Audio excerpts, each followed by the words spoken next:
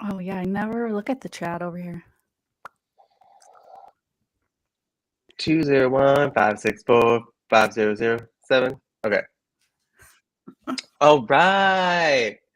I am missing my handy dandy business partner today, which can only mean one thing. I'm having a sit down with one of our current slash former slash retired coach students.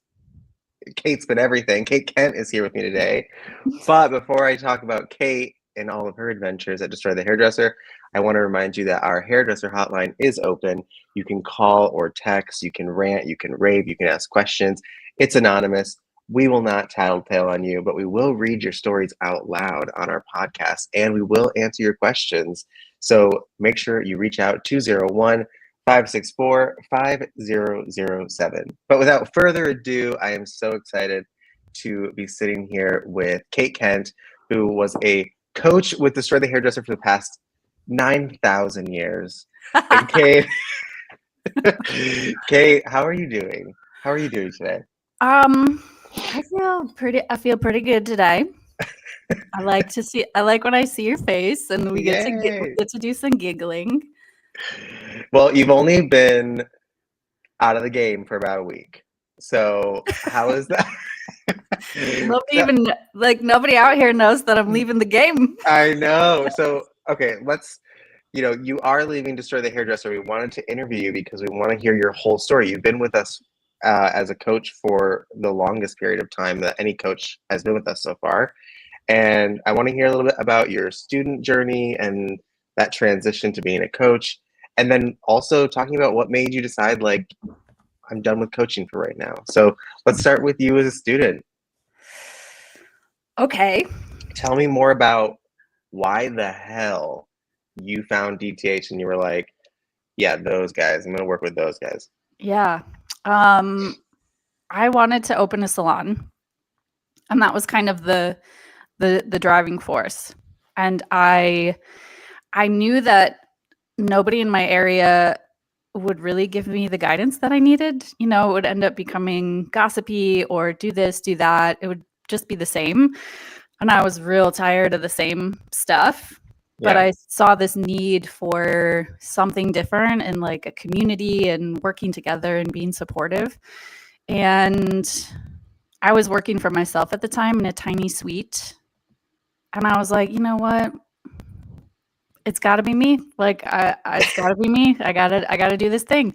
I feel responsible. And what was it? What was that thing that you were in a suite, which is a lot of people are in suites now. What was the thing that you were like, I gotta do? Bring people back together. Like I liked, there were things about working for myself in a tiny salon. I like to call it a tiny salon. That I really liked, you know, privacy with a client, having control over everything. But I missed that like energy and camaraderie and collaboration that happens in a salon setting where you're just like, you know, looking at each other in the mirror and like making faces. Like it's so fun. Like it's fun to work with a group of people. It's fun to work with a group of people. It is fun. I think, you know, we all crave a little bit of privacy once in a while, but I think what we found at Destroy the Hairdresser is once people go into suites, they're kind of like, what do I do now? You know, so you got bored, you were in a suite, you realized, okay, there's no commission salons out there that I want to work for, I'm assuming. And you decided to reach out to Destroy the Hairdresser. How did you hear about us? You were running this win a class, win attendance in a class called 30K in 30 days, something like that. Yeah, something like that. 30K in 30 days. And I was like, I want to make 30K in 30 days. And I won free attendance. So you sent me the recording, I think, after. Mm-hmm. And I was like, okay, these all sound like way harder. I was like, this is not a get rich overnight in 30 days kind of thing.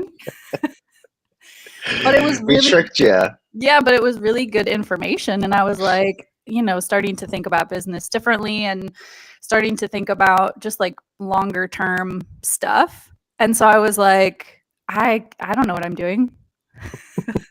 Let me call these people because I got a free class. So I feel familiar.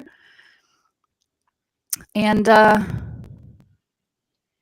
don't know. Then you and I talked on the phone, and We I did. felt a clench because I sent a submission, and you responded immediately. I liked your submission. I was like, let me get my little pause on this Kate Kent character. Yeah. And we talked on the phone, and I remember you kind of telling me, like, you want to open a salon, you want to do it the DTH way. And I think at the time you were, at that time you were the only student we had that was opening a salon and ready to do this out with our methods from the beginning. Because at that time we had been working with people that were already in business and we were transforming a lot of salons, but you were the first of like, I want to open it this way. And I think that's why I was so excited. And I remember when we started working together, one of the things that you did that I still to this day tell anyone who is opening their own business, you recorded the whole like process. You like hired a camera person, and I hope that you share that. We need that for the archives. You basically recorded like this really beautiful, I don't even know how to explain it. You were just kind of sitting in this room, the salon that was going to be a salon one day, and it was just kind of under construction. And I just remember watching it and being like, this is so cool to watch the building in its rawest form and then seeing you transform it. What made you decide to film it from the beginning? I mean, I don't know. I'm an art person, but Hmm. that like documentation and the process and seeing something that is like, wood paneling and like 10,000 ceiling fans turn into that's what it looked like. Turn into like this completely different space, like the before and after. When we look at hair transformations, the before and after, like people fucking love a before and after. And Absolutely. they love a before and after of a space or like a house remodel. And so I don't know. I just think that process is really interesting. And I knew that I wasn't going to share it all along the way. But like once the salon was open, then being able to share that stuff to say, but well, this is what it looked like before. Look what we did Right. behind the scenes while you didn't even know what we were doing. I And I say love that. we, but it was just me. It was just you. It was the royal we. It was you and all the Royal we. voices in your head, like the rest of us. Yeah, they go ta ti ta ta ta ti ta ta. They have second breakfast. Oh my gosh, Kate, I already missed. Kate's only been gone for a week and we're already I mean, the group chat and for the coaches hasn't even moved since you said goodbye. It's just the last thing in the group chat is just Kate No. saying goodbye. I'm kidding, not kidding. It's like frozen in time. Um, so Kate, you became a student. You documented the process of opening a DTH salon. What was it like doing it differently, and what were the successes you had opening as a DTH salon? We had so much success in the beginning. Like it was crazy. What do you think it was? I have no idea. I think it was I have no idea. Magic. I think for probably a year before the salon opened, like we were doing these kind of community education events, that were like getting hairdressers together, that was not brand focused, that was really just who these people were as artists, teaching and sharing and connecting with one another. Mm-hmm. And like just kind of building that reputation of like who I was and what I was about, and like walking the walk, I guess, and not just like being fake about it. So I think that a lot of people trusted me. A lot of people were students of mine, from what I taught at a beauty school, and or worked with me at like other salons. So, I think being connected in the community and in the industry is a huge thing when you're going to Yeah. open a business and want to hire people, because if you don't know anybody, like you're just cold calling hairdressers who are like, who are you? They're like, no, thank you.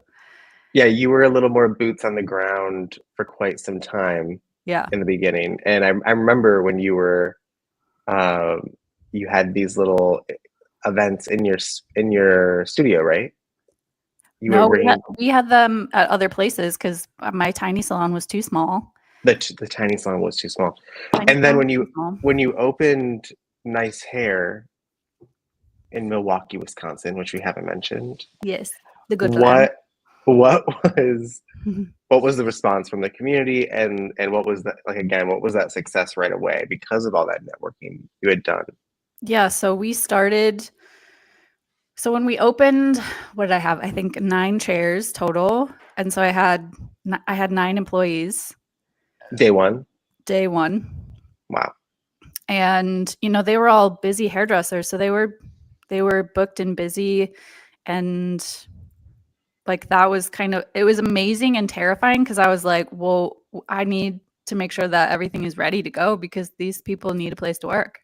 Like Right. they have clients booked, like we're booked. So that was crazy. And, for what I know now, having worked as a coach, I'm like, well, that's not normal. And you kept telling me like, this is not normal.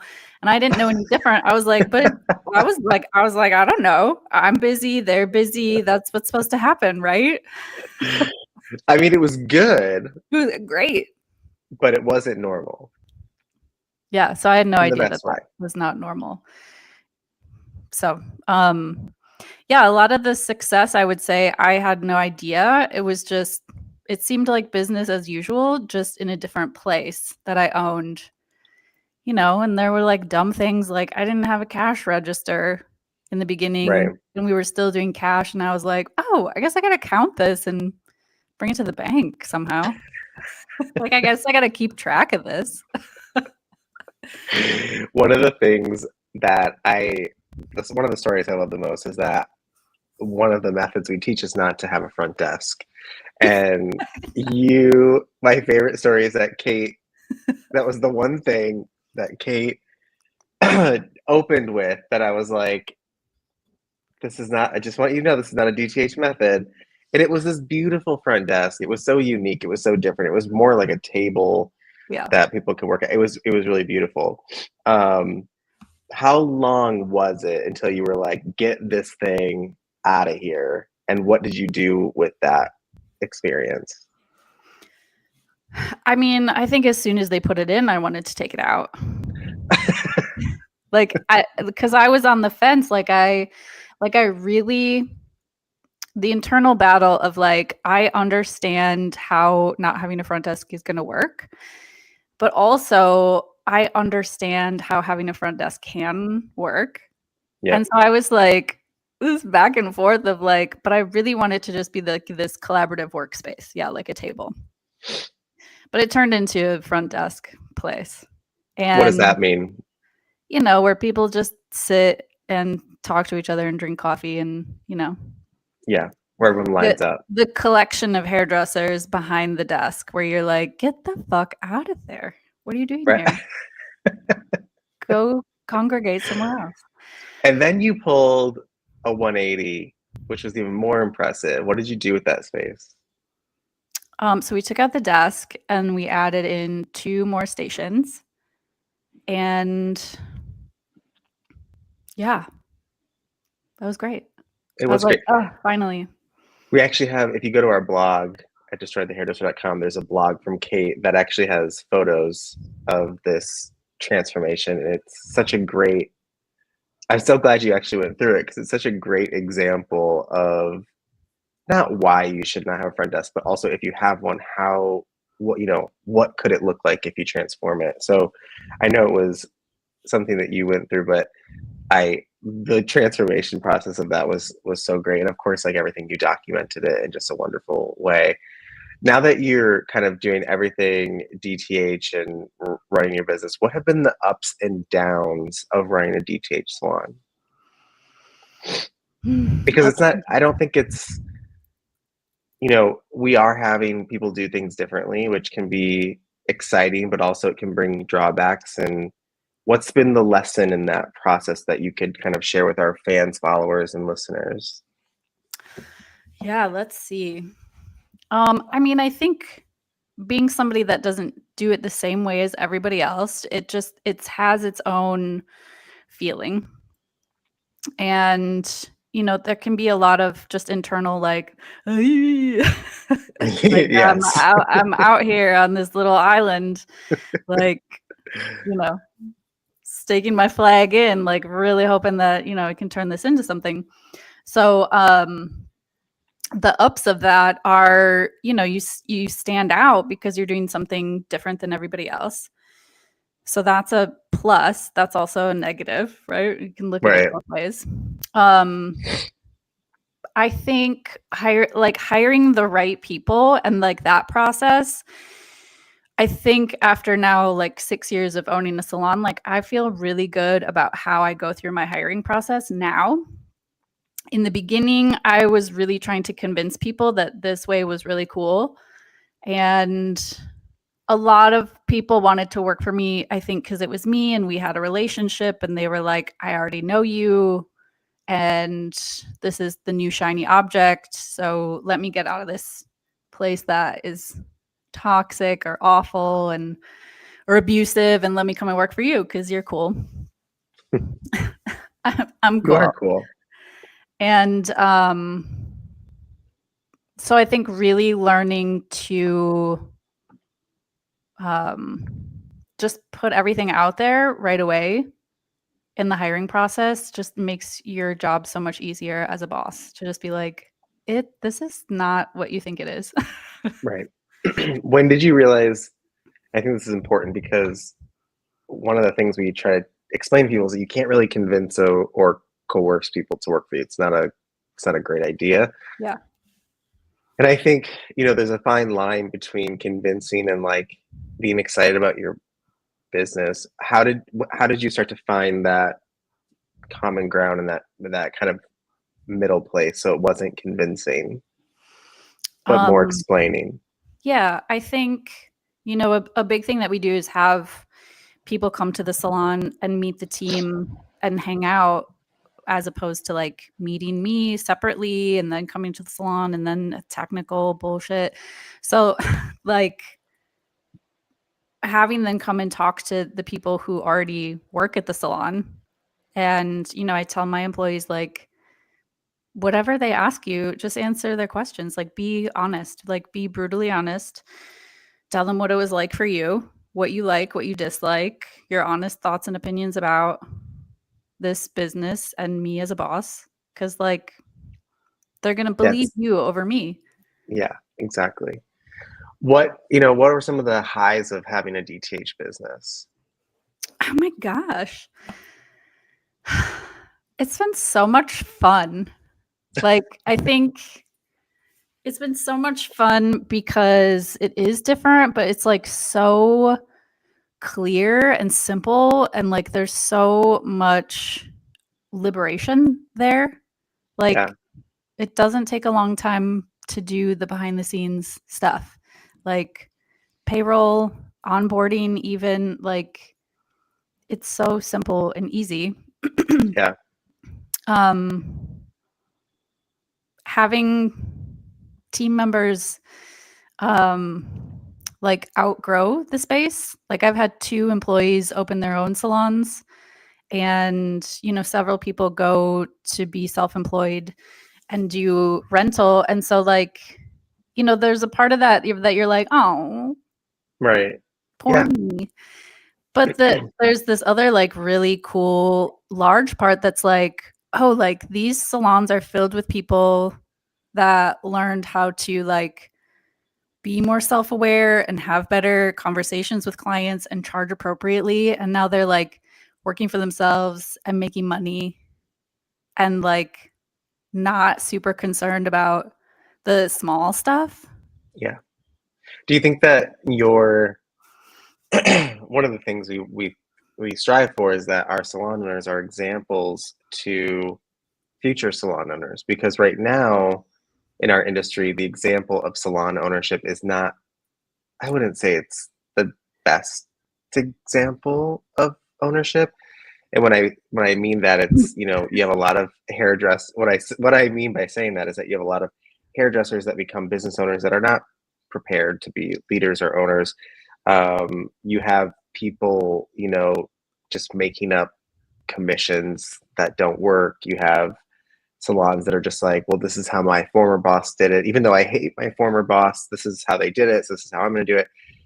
You know, I feel like DTH salon ownership is like, we really work with the leader, the owner, to take personal responsibility and to build a business that actually makes money and that they can be proud of, and also not to hide that success from the team, because I think that also happens, that when a salon is successful, they start to kind of I don't want my team to know how much money I make, and then it kind of leaves this dead space of like, I don't think salon ownership is profitable, but what else am I going to do? Like what I guess I'll just go open a suite, or like, because I don't want to manage people, it looks horrible. Yeah. What do you feel like a DTH salon is doing differently?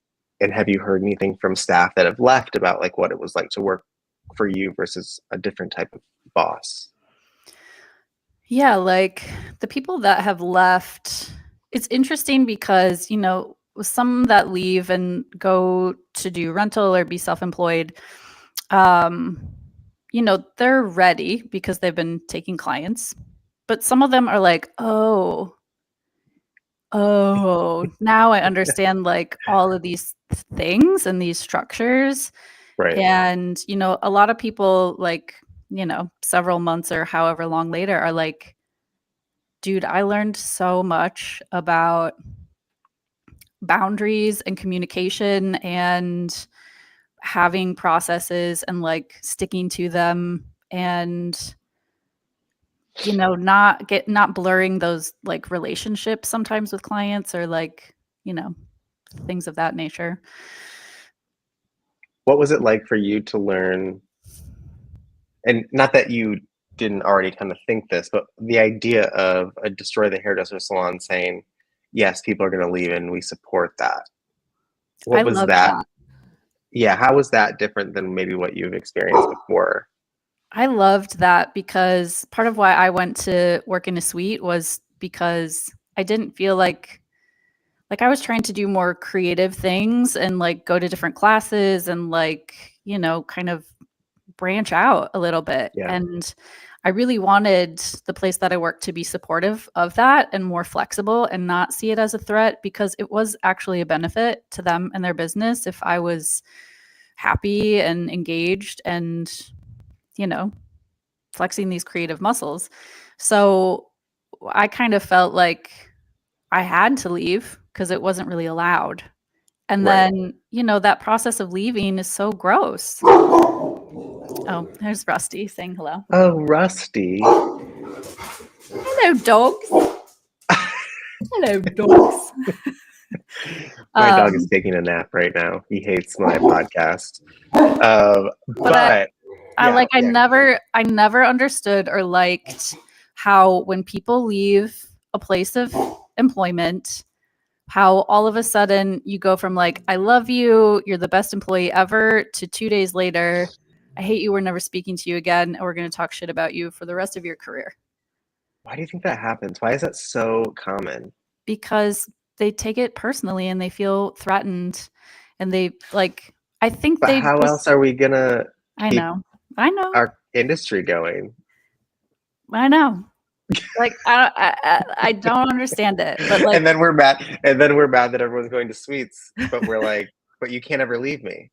right. It's a very narcissistic relationship. It's And like, I built you in your career. You owe me.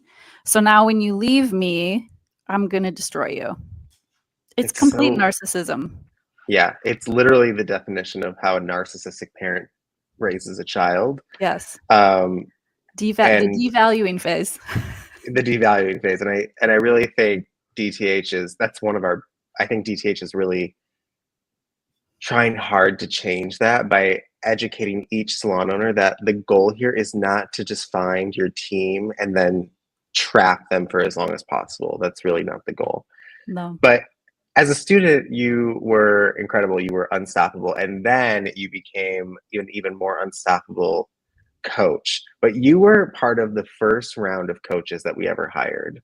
Yeah. And the rest of those coaches, they didn't continue with us, and some of them didn't make it all the way.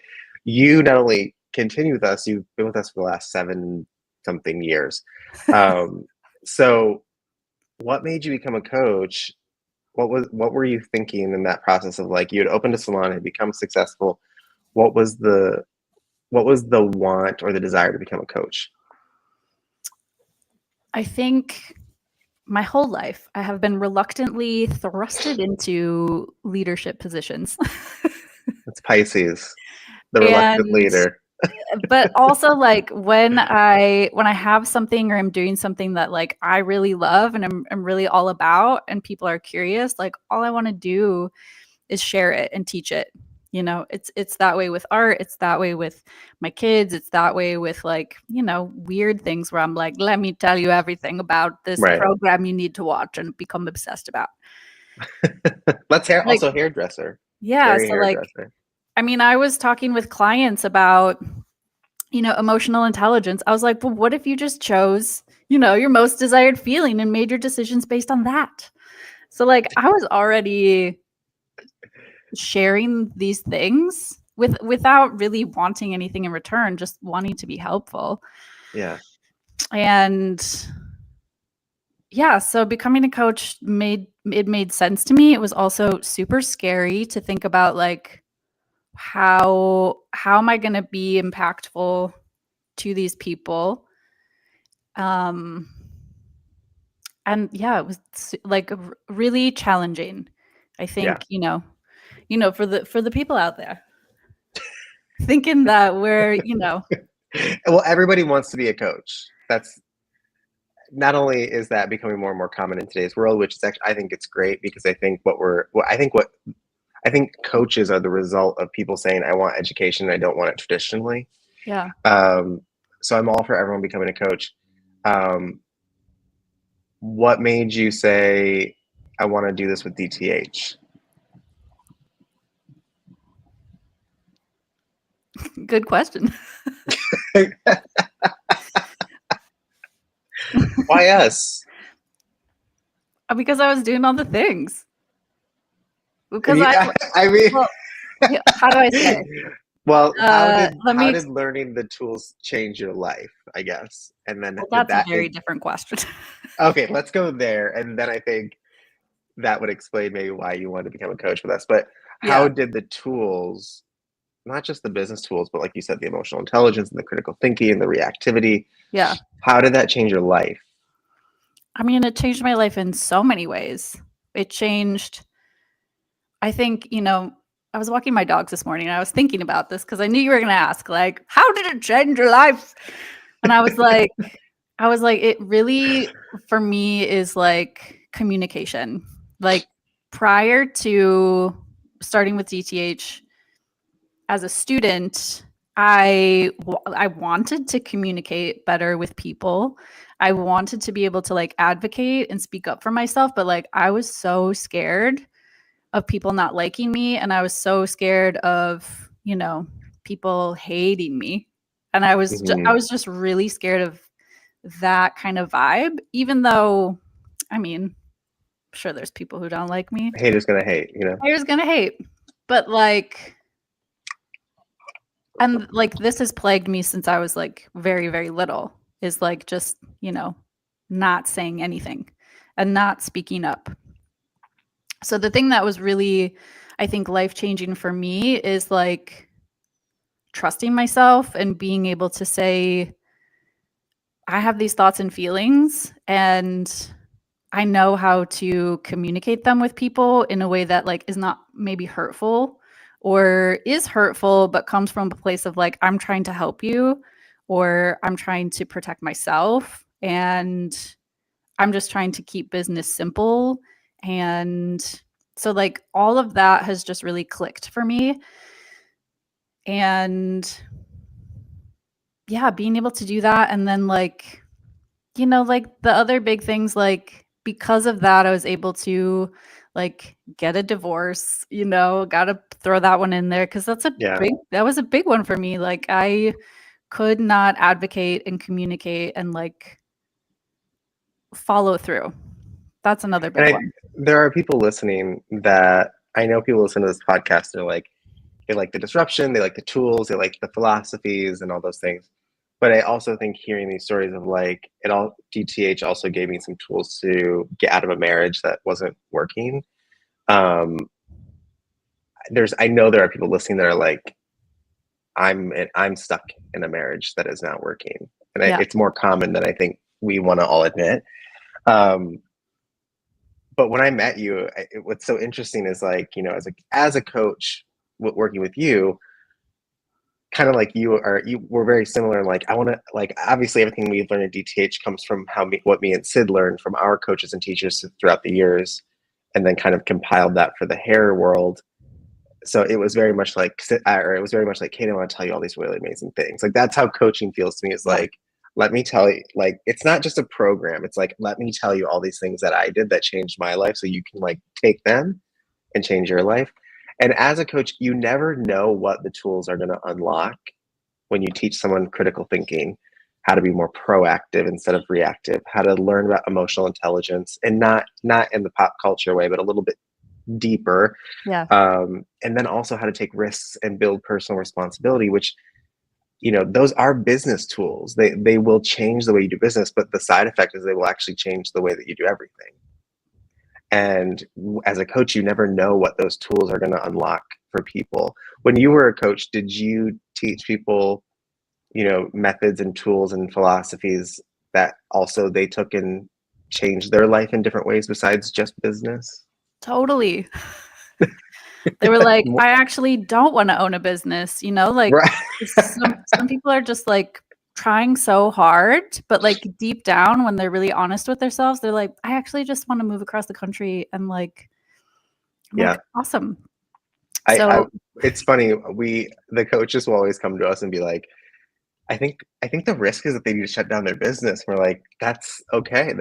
The goal is not to keep things going that aren't working. Yeah. Right. And I think that's what makes our coaching a little bit different too, is we have that critical thinking of like, if the salon isn't what you want, we got to get rid of it. Right. Yeah. And that can be scary too. I mean, that's a scary thing to say as well. Because I know a lot of us listening are yeah, I was like, all of us listening are like, yeah, I've wanted to close my business 1,000 times in a month. But then when you give someone the actual permission to do it, they're like, okay, wait a minute. I didn't know you were going to say it's okay. Yeah. I thought you were going to convince me otherwise. Totally. So like, I feel like that also, like as a boss and a leader, like giving people permission to figure it out themselves, like to be there, to be supportive, but to give them permission to do it kind of how they want to. Number one, people have not had that in lots of places in their lives. And so it can be really like jarring. I'm like, you get time, you get space, you get a chair, you get me if you want to ask me anything. And then they're just a little bit like, and I'm like, you never ask me anything. Or where are you? Are you doing hair? Are you posting on Instagram or like building your business? So, some people take that and run with it. They're like, yes, I just needed somebody to give me the green light. But sometimes that green light is like a big red light for people. They're like, wait a minute. I don't trust myself to make all of these decisions because they've never been able to. How would you say again, going back to why you chose DTH to be a coach, there are other programs you can work for. Obviously, you had done all of the methods, and clearly they were working for you. And of course, that would lead you to work with us. But why stay for 7 years? That's a long time. And really, in any business, to stay. It's a long time. It's the longest I've stayed in any job, to be honest. Why 7 years? What's it like on the inside for all the listeners that are like, what's going on behind the scenes at DTH? Oh my God. For all of you, here's the tea. The real tea is that I mean, what you see is kind of what you get. Like, I don't think that there's anything happening behind the scenes that you don't talk about on the podcast with Sid, that the coaches don't talk about on their lives or with students. You know, of course there's people with their own personal like garbage, but like we all have Yeah. that. And so I think it's been challenging, I think, because like you and Sid are so good at being that mirror to say, what do you think? What's going on here? Or to like say, do you know that you've said this 10 times to me? And you're like, fuck. Yes. So We're still coaching. I mean, even though yeah. we have coaches, we're still. That's, I think, a beautiful thing about how we set things up is it is a little bit of a lineage. Like you were my student. Yes, when you became a coach, you were respected as a coach, but there's still that relationship of like, this is who I go to, and I love that about the behind the scenes is that it's not like you become a coach and then you're at the top of your game and there's no one. It's you're just taking on more responsibility for more people. And I think what anyone out there that's like, I want to be a coach for DTH, which we get a lot of people that are interested, what would you tell them? Like, what's the truth about becoming a coach? Not just the DTH like Yeah. culture, but like, what's the reality? Because everybody wants to be a coach, but not Yeah. everyone can really do it. What's the reality there for people to know? Yeah. The reality is it's being able to have your own personal stuff really taken care of and that you're doing it first. And so there's a lot of like being a leader all the time. Right. Meaning that like you have to be the one that is like doing it first. So like like we talk about like you can't coach someone on hourly pricing if you're not doing it through and through, if you haven't tested it, experimented it, Yeah. we can talk about it, but then you can't really coach to that. The other side is that, people do bring a lot of personal life stuff because that also is a reality in just life and business. And if we're coaching to one and not the other, like we don't have a full picture of how to help people. So, there's a really powerful understanding of what am I responsible to help? What do I need to say? How do I take care of my own like thoughts and feelings and reactivity about their situation? Because if we get upset about what they're going through, then we cannot actually be coaching them. Right. Then we're just sympathizers. What was the hardest part of being a coach? The hardest part about being a coach, I think, okay, it's been more positive. it's been more positive than negative for sure. The hardest part is really having students go through like really awful things. Yeah. Like it's the hardest part because we have been building businesses with them. So, there's a portion of that business that feels like, it's not mine, but I got a little brick, a tiny little brick Yeah. in the foundation. So when things are like really bad, like unexpectedly weird and bad and like that stuff is really hard because, your human hat comes on and you're like, fuck. I just Yeah. want to hug you, but we're on a phone, What would it take? What does it take to coach people on a daily basis? What was that like? Like, how was that experience for you? And what did you learn throughout the 7 years from when you started as a coach to where you are now? What were some of the biggest lessons you learned as a coach? Yeah. Boundaries. Turning it off. Yes. Having work hours and turning it off and putting it away. Asking for help. Right? Like there are some situations where I don't know if I'm giving them the best coaching. Hmm. And so like having somebody to go to, I think, and feeling okay, bringing those things to you, I think is like I learned a lot about asking for help instead of just feeling like I can do this. Downtime, like really understanding on a personal level, like how much of what outside of work do I really need? Like I need to go outside and walk my dogs every day. Like I need Yep. silence and nature and physical walking. And time management too. Right? Like if I have lots of intense conversations, let's say on a Monday, on Hmm. a Tuesday, I can't do that again. No.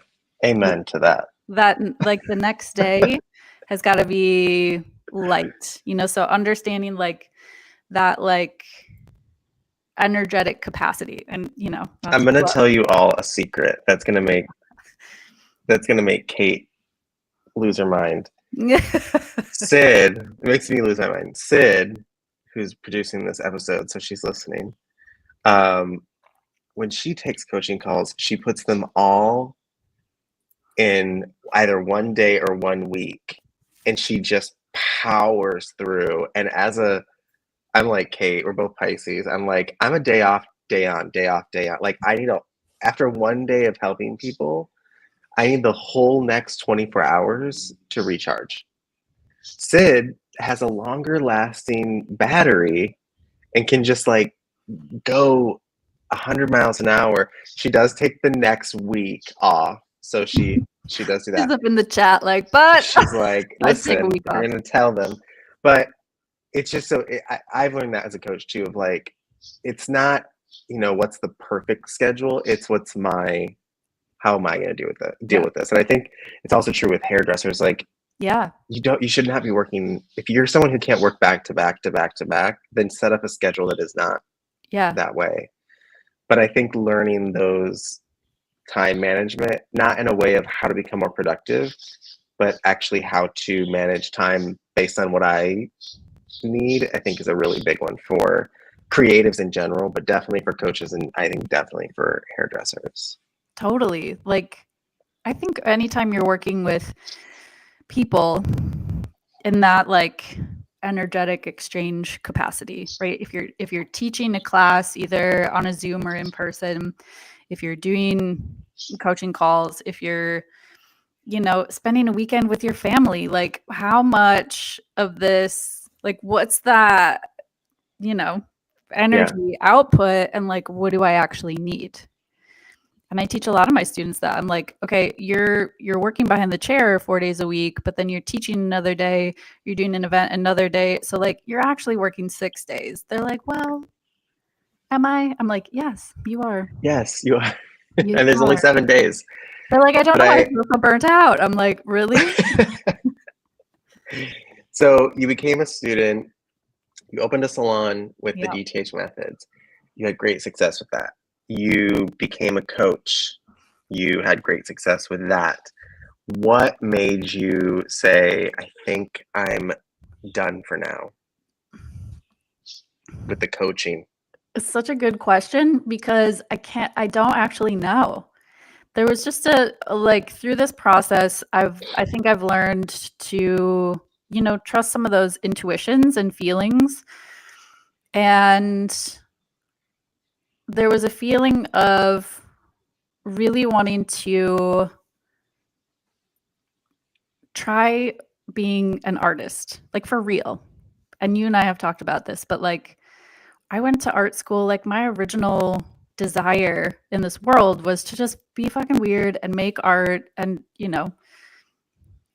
push it in galleries and like just really like stretch the limit as an artist.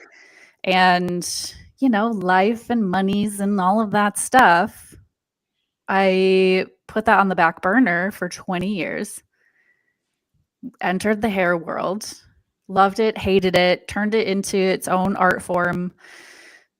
But, for the last year, really, I've been just like torturing myself internally with like, oh, you should just go do a drawing or make some art or try this out.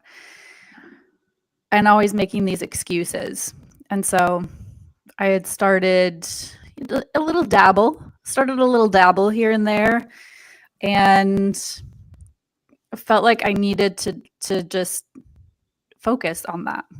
So it's risky to leave. It's risky for me to leave because I think I'm pretty skilled. It's so weird to say nice things about myself. I think I'm pretty good at it. As a coach. Yes. Yes. And so it's easy to stay. It's very difficult to say now is the time that I need to leave and try this other thing. Because again, if I look back on my life when I'm old and crunchy and close to death, I'll be like, man, I really should have just like made that weird painting and tried to sell it. And I would regret that. But to be clear, your salon Nice Hair is remaining open. Yes. Yes. I just want everyone to know that that's still happening. But I do want to point out that I think, when people become coaches, they're the ones learning the most. We say this all the time. It's true for anyone that's ever taught that you're really getting all the juice. Like you're helping people, but you're really the one learning so much. And I think if we're out there teaching people to go after your most desired feeling, and then you realize my most desired feeling is to not coach, or my most desired feeling is to not do hair, this is in this world of DTH, we're going to say then, go do the thing that is that most desired feeling. So I'm really impressed that you're taking this risk and that you're doing this. And I've seen your art projects and works before, and I'm obsessed with them. And I don't know. I'm really excited to watch what happens and what you do. And also, our door is always open to you. So you never know. In a couple months, you may hear another podcast where Kate's returned. We don't know. But I'm really excited for what comes next. But Nice Hair is still open. It's still there. It's still functioning. It's a DTH salon. Make sure that you visit in Milwaukee, Wisconsin. How can people reach out to you and follow you and learn more about you? So my Instagram is Kate Kent Nice Hair.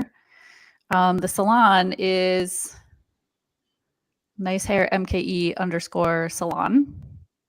We're on TikTok too. What else? Okay, so if you're interested in working for Kate at Nice Hair, check her out. If you're interested in like, tell me what the hell happened at DTH, DM. Kate will tell you all the tea. I'll say nothing happened. Nothing happened. That's the tea. And then we also work with you still on Hairdresser Heartbreak Club. And yes. Hairdresser Heartbreak Club is a podcast that started a few months ago. Kate is the host. Tell us a little bit about why Hairdresser Heartbreak Club? Why that name, and what's the focus there? Well, the truth is that I was depressed. I was hating the beauty industry at the time.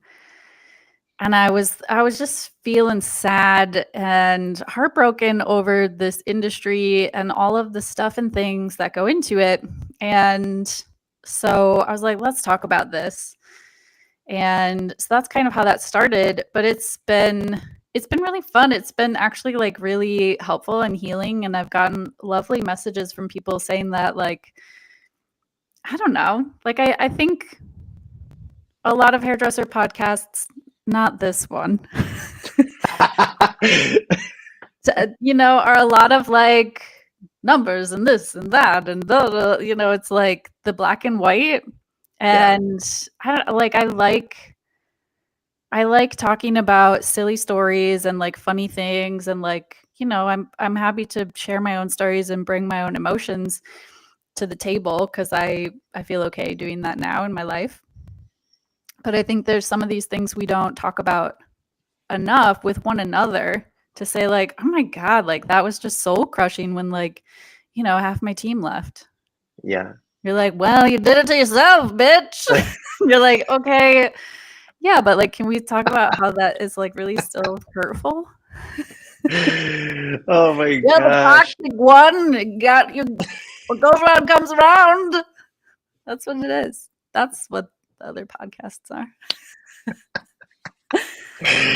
Oh my gosh. Well, Hairdresser Heartbreak Club is still going to be going on. So if you are a fan or you haven't checked it out yet, make sure it's streaming everywhere, just like our podcast. So you can type in Hairdresser Heartbreak Club. I almost said Hairdresser Healthcare. And tune in. You can listen to Kate every 2 weeks. Yeah, every week. Every week. Every Monday. And they're funny. Sometimes I listen, I'm like, I don't know what is going to happen in this episode, because you record it and you're like, you just black out a little bit. And so sometimes I re-listen to them, which, I cringe a little bit re-listening to it, but I want to know, like, what did I say, in case somebody like asks me about it? Story of my life. And I'm just like, oh my God, that's fucking funny. Well, for final words, I just want to hear, to all the students that you've worked with, what did they teach you the most? What do you hope for them the most? And also for all the coaches that you worked with, what did they teach you and what do you hope for them the most? Oh, wow. I've learned so much, I think, from everyone that I've worked with, from you and Sid to all of the other coaches that have come and gone. Just really impressive, audacious, relentless, creative people who are really doing what they want. And, lots of students, I think, start the program and they're like, I want to do it exactly the right way. And what do you do? I want to do exactly what you do. And, the most beautiful part of it all is when they're like, but I want to do this. And you're like, okay, then do that. Like, that's where we're trying to get to, is like making those, like having that like trust in yourself and decision-making process to be like, this is what I really want to do. And this makes sense, and like pushing the envelope. But like, gosh, so many impressive students over the years, and just like amazing leaders and stylists and like powerhouse people that are like making waves in their communities and for their clients. And just hairdressers are really a force, I think, in their communities, which is so cool. Yeah. I think, one of the things working with you has always been really fun. You're always bringing humor to the table, which I appreciate, which I need on a daily basis.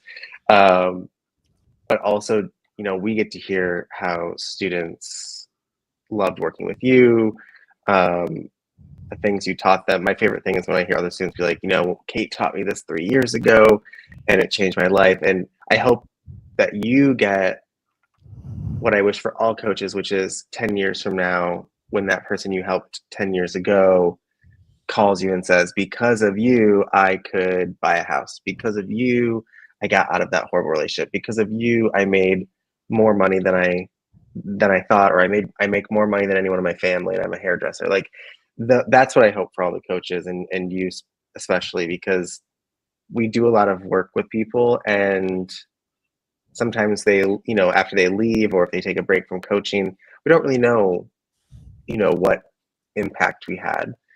But it always comes around years later.